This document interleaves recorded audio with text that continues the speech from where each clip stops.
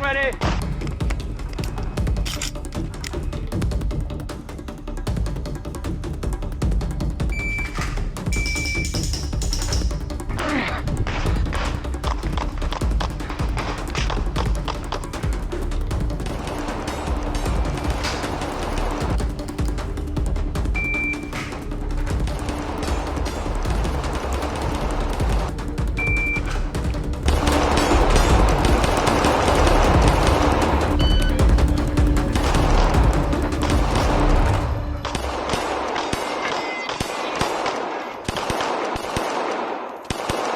What's going on, guys? Last video I teased it just a little bit. This video we're finally going to talk about it and talk about it in some great detail, and that is these two things. This is a Shadow Systems DR920.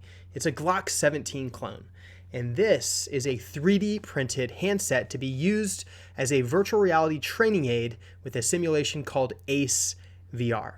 Now, I've been using Ace VR for about a year now, and I recently got this handset from a member of the community named Charles. I'm going to put Charles' information down in the description below so that if you'd like to reach out to him, you can. But just be known, he is pretty backlogged right now because these things are pretty awesome.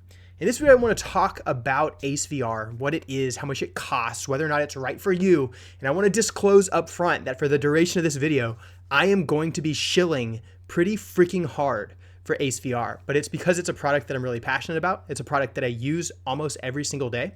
Like I said, I've had it for about a year. I am approaching the 200,000 round count in Ace VR. And by the time you watch this, I will have likely passed that number. And I want to talk about it. I want to talk about if it's useful or not, how much it has helped me or potentially hurt me, for what things I think is beneficial for training, where it struggles, all of the different content that's available in Ace, and everything in between. I get questioned about Ace all the time, and I'm hoping that this video is a one-stop shop that answers the most commonly asked questions about Ace VR. With that said, let's get started. The first thing that we're going to do is just run down the features of Ace VR and what it offers once you purchase it and you're subscribed to it. Remember, it is a subscription service, so there's a baseline price for the subscription. And then if you choose not to renew your subscription, you still retain some basic functionality within the application. When you spawn into Ace, you'll land in what they call the hut. This is like a little range house that has all of the different user interface items that allow you to interact with the world. If you look to the right side of the screen, you'll see all of the social tabs. This is where you can add friends, you can search for new individuals, you can customize your avatar, and everything in between. If you keep working clockwise around the building, you'll see that there's an area where you can look at your calendar to see how often you have been training. You can also see your trophy case.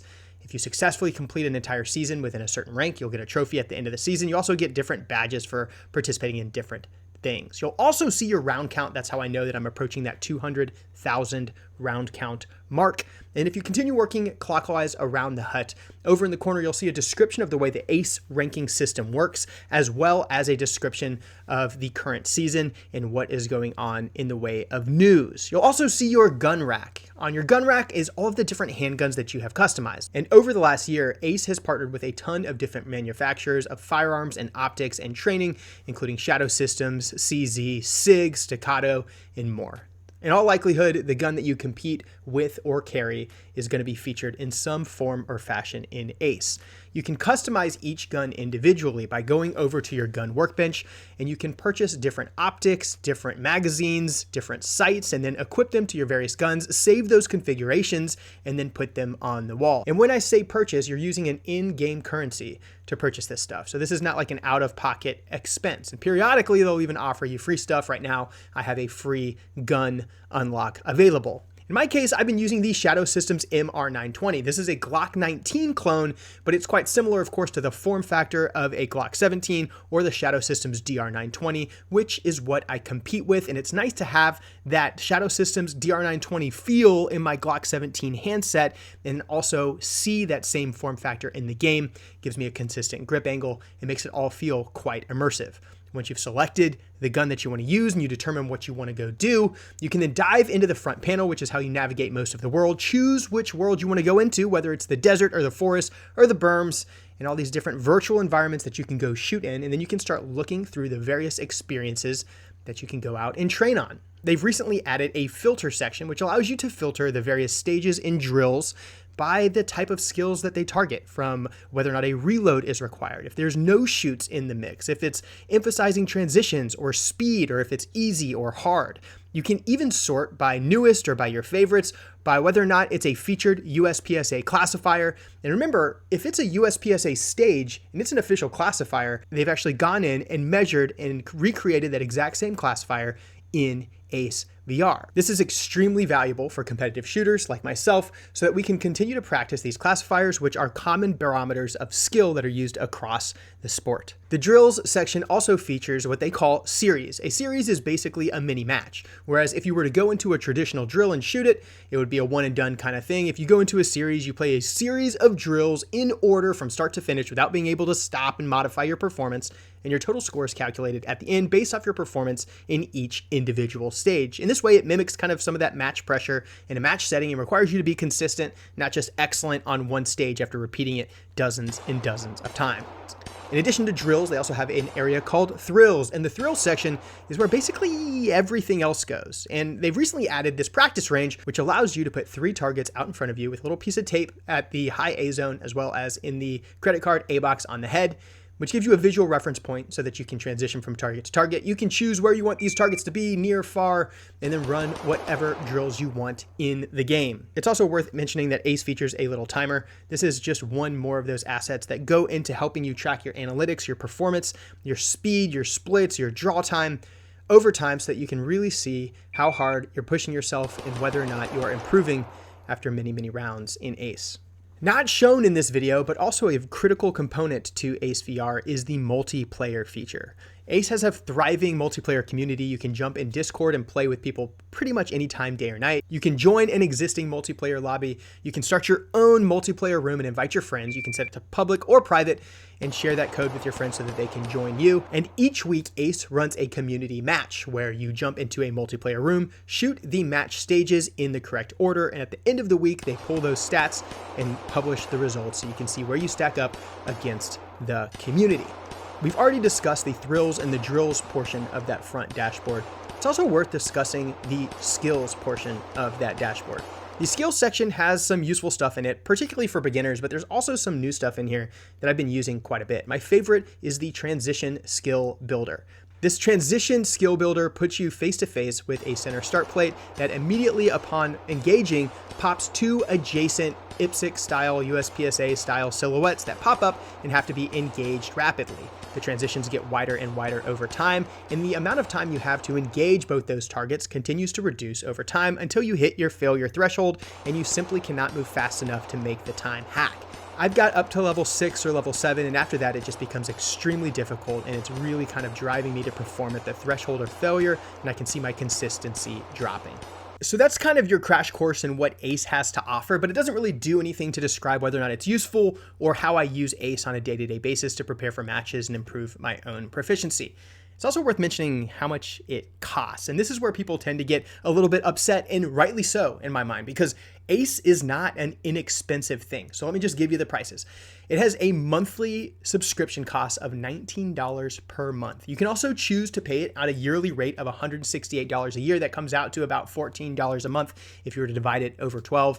And then you also have to pay for the handset in addition to that subscription. So the handset is a one-time purchase. It is $200 that comes with your choice of either a staccato style handset or what they call the Arctis handset, which is essentially like a SIG P320 grip angle and style. It also includes the fire control unit, which goes in that handset. So if you choose to later purchase an aftermarket handset like I did from Charles charges like $100 for his Glock handsets. And when I made that purchase, all I had to do was knock out 2 pins like here and here on my staccato handset that I originally got from Ace, and then move that over to the Glock handset and set those pins here and here, and it's a super easy swap. This leaves it wide open for modifications in the aftermarket, either through Charles or if you have a 3D printer and want to experiment on your own.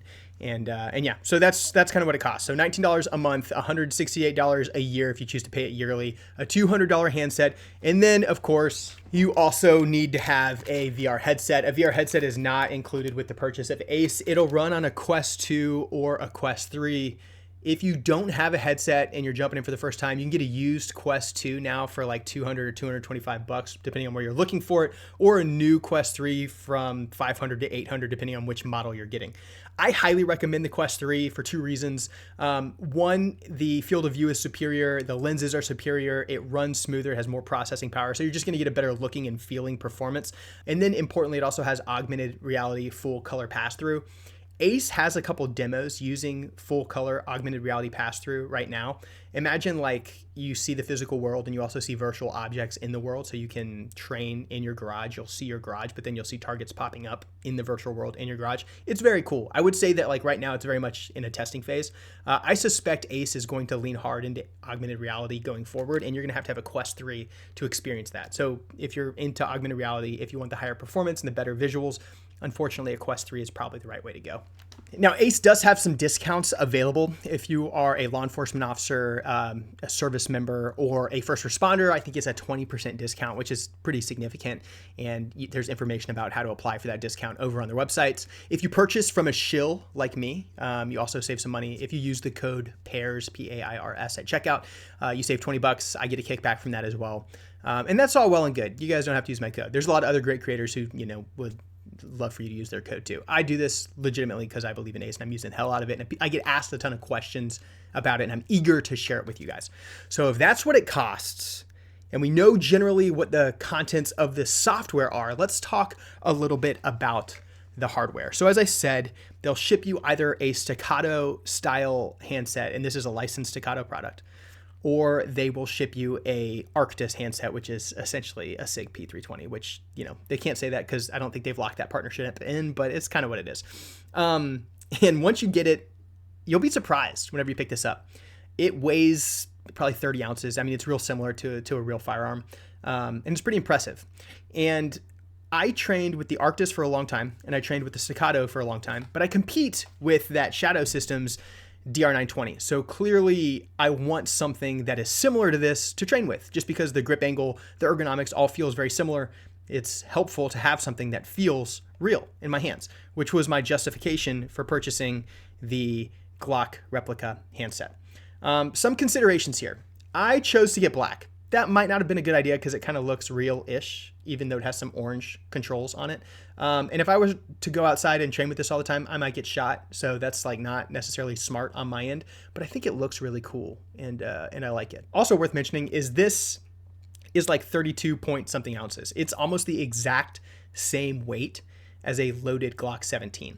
And when I draw and present this, I present it, my index is the exact same as it is with my DR920. So like I'm drawing in, just under a second, and I'm presenting the gun, the dot is reliably going to my eye over and over again. So that's all pretty cool. Other important things with respect to hardware, of course, is like the feel of the controls. Most importantly, maybe, is the trigger. And so if we come over here to my DR920, you'll see that I get some take up to a nice wall right there, a pretty crisp break, and then a reset that's kind of shallow right there. When I purchased this from Charles, he provided a bunch of sears as well. And those sears basically apply different break weights to the handset, which allowed me to get as close to my factory feel as I can. I have made some modifications to that trigger, but it's like drop-in adjustments, not a full trigger replacement. My break weight on that is about 3 pounds probably, and it's pretty crisp. This one's just a little bit lighter. I wish it was a little heavier, and I might experiment with some other sears. But what that looks like is I still get that same kind of take up to a wall. I would say, honestly, the wall on this handset is just a little bit more squishy than it is on my DR920. Just a little bit, because it's a different mechanism. And then when it breaks just a little bit lighter, like it might be like 2.8 pounds or so. And you guys can kind of hear that click. And then the reset is kind of immediate. There's no travel on the reset like there is on the DR920. It's an immediate shallow reset, and that's it right there. So it's just break and a reset, break and a reset. All in all, it's quite similar. I think it is sufficient for my purposes and for what I'm doing. But that's kind of what it is. Additionally, there's a mag release over here. When you press the mag release, it depresses this button on the other side of the handset. So you can see how that, articulates the button on the handset to create a magazine release function. And when you pull the trigger, it actually raises that lever that you can see right here, right there. Yeah, so when I pull the trigger, it raises this lever right here, and that is how the trigger breaks. And you actually, in the software itself, can calibrate your trigger break. So basically, you open up the calibration tool, you squeeze the trigger until it breaks, and you can determine what the travel distance is. And you set that in the software so that you get a reliable break. And you know what you're experiencing here is the trigger firing mimics what is happening in the simulation. People often ask about a couple of things. Clearly, there's no articulating slide. This is fixed. That's also true with all of their factory stuff. No articulating slide or anything like that. In addition to no articulating slide, the reload system is done through haptics, basically. So the magazine does not come out. That's just added weight to make sure it's that 32 ounces, similar to a loaded Glock 17. So to reload, you actually slap the bottom of the magwell, and it reloads the firearm in the game. And then finally, of course, I added a TLR1S. There's two reasons. One is because I wanted it to be compatible with light retention holsters, and I wanted some extra weight up front on the gun because my competition gun has a light on it, and I wanted them to be as similar as possible. With all of that in mind, clearly there's some shortcomings. The trigger isn't a one-to-one match, and there's no articulating slide. There's no recoil, and you don't have to go through the entire process of reloading. My response to that is, so no articulating slide, it's a non-issue in my mind. It's not something I'm training in dry fire usually, I'm not training to rack my slide. The same thing goes for recoil. In dry fire, I'm not training to mitigate recoil in the traditional sense, right? I'm focusing on my grip, and I'm being rigorous with the application of my fundamentals with respect to my grip, making sure that I have the right pressures, the right grip, I'm taking up the right space, and that I'm squeezing the shit out of the gun so that whenever I go to live fire, I'm not punished for doing poor dry fire. And I can still do that with ACE. The reload thing, I don't, if I want to train reloads, I go train reloads in traditional dry fire. And, I do 100 reloads standing over the bed or over a mat or something. So really, I'm not training reloads in ACE either. Before we move on to what I'm actually using ACE to train for, I want to show you one other thing that I use in ACE to make my experience more immersive and more realistic. For my competition gun, I'm using this Tier 1 concealed level 1 retention little Kydex rigid holster. It works like a holster, like you would expect it to. I wanted something similar to be able to use this Glock 17 replica. Obviously, I can't use most traditional level 1 holsters because the handset has this Quest 3 controller on top of it, which prevents me from using most holsters. So I purchased a T-Rex Arms Ragnarok SD. T-Rex makes this for people who are carrying with a suppressor, and it works great because it's a light retention holster, meaning it's creating tension or friction with the light itself. And yeah, so that's one of the reasons I have that TLR1S on there. This guy just seats right in there, and it functions perfectly. It has the Safariland QLS fork on the back, so I can quickly swap it with my competition holster and use my gun belt whenever I'm training. All right, so that all begs the question. We know that like some of the equipment is really similar. There are some minor differences, but how does it transfer back and forth? Like how similar are these things really whenever you get into the nitty gritty of doing the job? And to demonstrate this, I'm going to show you a couple of clips of me drawing from my holster with my competition gun during dry fire and just presenting the gun to a natural index so I can see the red dot, and then doing that again in VR using the VR system. And what you'll see, the beeps that you're hearing, that's a 1 second par time. And for both the handset as well as the DR920 live Shadow Systems gun, I'm able to draw and present the gun in just about a second, maybe just a little bit under it, with a good index, seeing the dot on the far end, and do it pretty confidently. And while I'm not a phenomenal shooter, and I certainly don't have the best draw or grip or anything else in the world, what is true is that my performance in VR and in the live version of this hardware is virtually identical. The speed is the same, the presentation is the same, all the mechanics look and feel quite similar. And I would say that from a performance standpoint, when I'm doing those actions, it feels the exact same. It is virtually identical. So if the draw on the index and the presentation is the same, how does the rest of it translate? To demonstrate how similar this is to kind of a traditional dry fire, I've got another clip here showing you some dry fire with my DR920 using a dry fire mag, which is just an auto trigger reset magazine. Highly recommend that as well for dry fire training. So I'm engaging 3 targets with a double on each target as quickly as I can. And then we are doing essentially the exact same drill in ace. And you'll notice again, like the draw, the presentation, the index is the same. The splits are extremely similar. The transitions look a hell of a lot the same. And overall, like the performance is very, very similar. The difference, of course, is in ace. I get that immediate feedback. I can actually see my splits when I look down at my clock. I can see the hits on the paper. I can really do a lot in the way of analyzing my performance to figure out how I'm doing. And I think one of the best demonstrations of how similar this VR training experience is to a live training experience, and a great way to illustrate where it differs slightly, is by comparing some live shooting to some VR shooting. And because ace has some USPSA classifiers in it, and I've recently shot some of these USPSA classifiers, we can do a side-by-side comparison and look at my performance in each of them. So the first one I shot at a match a couple weeks ago. This is 19-02 highway robbery. And here's the live version of that classifier when I did it during competition. Are you ready? Ready. Bye. Eventually, after shooting this, I'm like, maybe.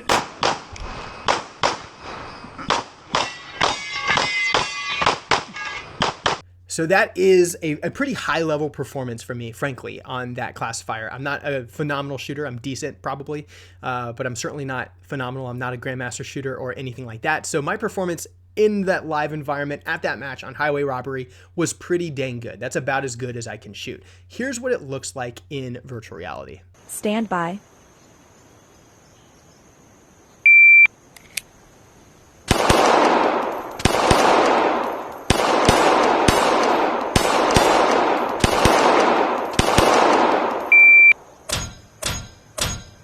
So what I find really interesting about this is I made the same mistake in live and in VR, and that is I was clean on the first target, clean on the second target, and I missed the first steel popper on the move as I moved down the shooting lane. And it's a hard transition to a small target while beginning movement, and clearly there's something I need to work on there. But I think it's interesting that that error occurred twice, and it clearly shows that the live environment is very similar to the virtual environment, and there's something that I need to focus in on there and work on. What's also interesting is I shot better live than I did in VR. My hit factor at the match was a 7.1314, which is like a high level B classification. However, in virtual reality, I only shot a 6.43 hit factor. So the performance in the live environment was superior to my performance in virtual reality. That was not the case in this classifier. This is 22-04 called Calm Before the Storm, and this is what it looks like live. Stand by.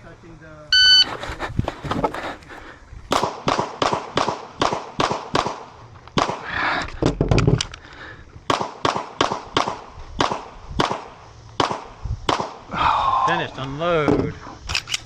Again, I shot this one okay. This was a C level classification. My hit factor was 5.8773. You'll notice that I did start from a seated position, had to load the magazine once I stood up. Those are skills that really can't be trained in virtual reality, and that's a limitation of the software. There are no seated start stages. Of course, you could do that if you chose to, but there's no way of them enforcing that within the rules of the simulation. And so in the VR condition, you just start standing up. And this is what the VR condition looked like. Stand by.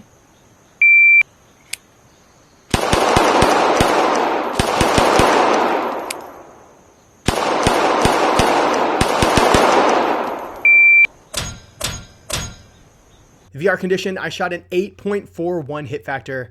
That is superior to the 5.8773 hit factor that I shot in the live match. This can be attributed to two things. First, I didn't have to start sitting down. Second, I didn't have to reload the magazine in any sort of traditional way, and I can game it by just slapping the bottom of the magazine. I'm going to have 100% success getting the mag into the mag well in VR because I'm not mechanically required to do it. The other one there that is really obvious is I can split the gun with zero recoil a hell of a lot faster in VR than I can in a live environment, and I can do it accurately. And so a limitation of the software then is because there's no recoil, just like in any other dry fire mechanism, you're going to be able to shoot really, really fast like a laser beam. That's not going to necessarily transfer one-to-one over to the live environment. So while Ace is excelling in the movement department, in the transition department, in the accuracy department when you're shooting doubles, it begins to suffer whenever you're shooting a string of fire beyond 2 rounds on a single target that isn't forcing a transition, which is why I was able to get that unrealistic hit factor on that classifier. The next classifier we're looking at is 22-02. This is called Lefty Loosey. Here's what it looked like live. Ready. Stand by.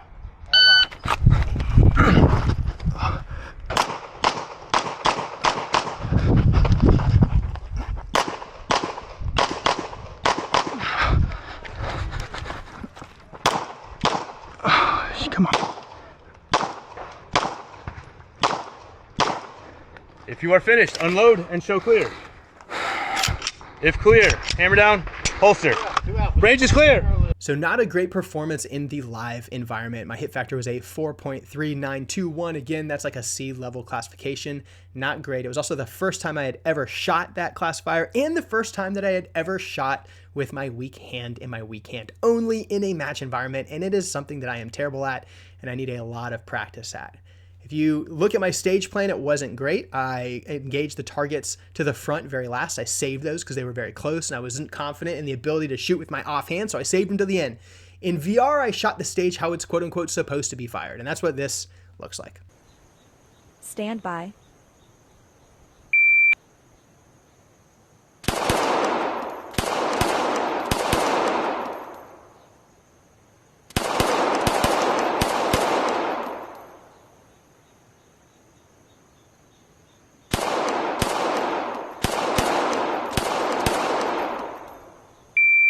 Interestingly though, in the VR condition, my performance was still terrible. I shot a 4.59 hit factor, pretty similar to the 4.39 that I shot in the live environment. And despite taking a better stage plan, which did increase my speed just a little bit, my performance with my support hand was still absolute dog water. And what's interesting is if you look at the first person footage from the match and you compare that to the first person footage in the VR headset, you'll see that my support hand is equally unstable in both, despite the fact that there is no recoil in the VR condition.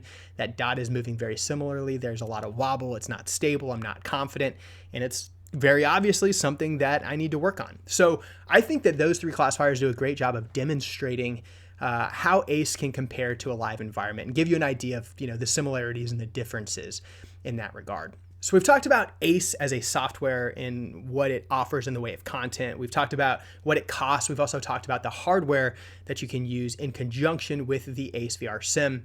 That all begs the question, what the hell should you use it for? I think there's two answers to this. The first and the obvious one is you should use it to improve your performance as a practical shooter, be it for competition or someone who's carrying every day. And I do legitimately think that it will improve your performance. It has certainly improved mine.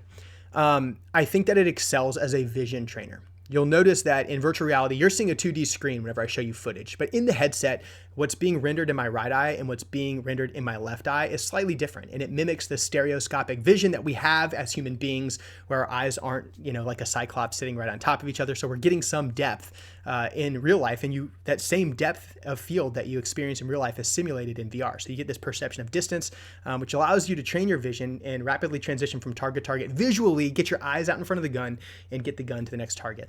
Really focus on picking a specific spot on the target and then driving the gun to that location. It's great at even working your draw. Like if I was only going to train my draw, I would do it in traditional dry fire. But the fact that I can work from the holster in ACE now is a game changer. And it helps with that really crucial skill of getting the gun out of the holster and finding that first target as quickly as possible and getting those low splits on that first target, which sets the tone for the rest of the stage. It's also good for a stage planning and a mental game kind of trainer.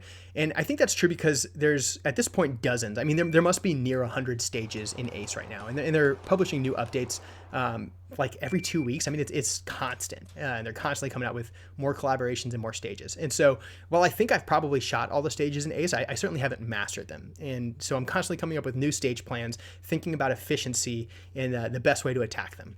The other way that I think it's extremely helpful is because you can train movement in a match setting. So you've got visual barriers, you've got a blend of paper and poppers and steel, you've got swingers, you've got bobbers, and you're constantly moving and having to engage these targets as you move around the environment, which is very compelling and very powerful. And then the other thing is the analytics and the gamification. The analytics are critical. So you're getting splits off of the draw, you're getting splits between targets, you're getting tons of feedback after you shoot. There's a leaderboard system where you can see how you stack up against your buddies. There's a ranking system similar to a classification system in USPSA where your ranked matches or your ranked runs that you submit. You say, hey, like I want this to count as a classifier. And that's a vote that you have to make as a player, and you can only do that a certain number of times in the software. And when you make that vote, that run, no matter how good or bad it goes, counts towards your overall average, which influences your rank. And so people want to rank up. They want to get sweet in-game trophies. They want to get badges. Like it's gamified in a fun and a compelling way that it makes it extremely addicting, and it drives you to continue improving your performance. And then the other thing that is worth mentioning that at least applied to me is it inspired a passion for the sport.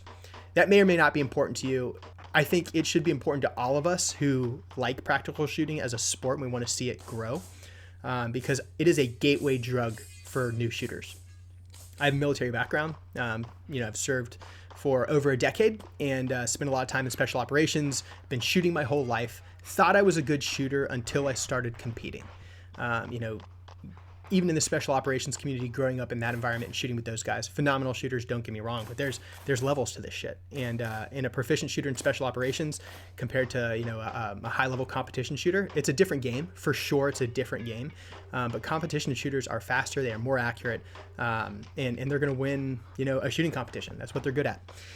And so ACE inspired a passion for me personally to go out and start competing. And I had competed in a total of 0 USPSA matches when I picked up ACE. I picked it up because I was interested in simulation and in training, and I admire human performance, and I want to continue to improve. And ACE inspired me to continue to improve, to see that there are levels to this thing, to want to dive in and start crushing it, and to go out and start competing. And I have, and I'm passionate about it now, and I can attribute that passion to ACE, and I'm really, really grateful for it. All right, now I want to address some common comments that I see. Some of them don't really merit a response, but I think it's worth talking about. And I'm trying to be very authentic and transparent here because I want to see this product succeed because I believe in it. The first one is that you should just dry fire. My answer to that is yeah, dude, you should definitely dry fire.